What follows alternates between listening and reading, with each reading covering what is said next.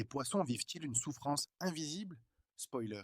Ce n'est pas de la souffrance, c'est du drama recyclé. Le poisson n'est pas ce petit être fragile, hypersensible et incompris que tout le monde imagine. C'est surtout un expert en manipulation émotionnelle passive. On le croit doux, il joue la victime pour mieux dissimuler ses responsabilités. Il ne souffre pas.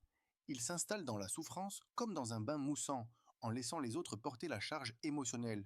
On l'accuse de fuir la réalité? Oui, parce que la réalité l'oblige à agir. Et ça, le poisson déteste. Il préfère rêver plutôt qu'affronter. Résultat, il choisit des partenaires toxiques, des situations impossibles. Et il appelle ça le destin. Non, c'est de l'autosabotage camouflé en poésie. Il fait semblant de ne pas comprendre pourquoi il souffre, alors qu'il nage en rond dans sa propre mélasse. Et parlons du soi-disant altruisme des poissons. Toujours là pour les autres?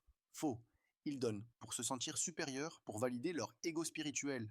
Ce n'est pas du don de soi, c'est de la dépendance affective déguisée en compassion. Et quand ça ne marche pas, ils deviennent martyrs, parce que c'est mieux d'être triste que responsable. Leur souffrance n'est pas invisible, elle est mise en scène à chaque occasion. Si tu es toi-même poisson ou tu connais un poisson, alors mets la date de naissance en commentaire. Et n'oublie pas de télécharger ton cadeau, le lien est sur mon profil.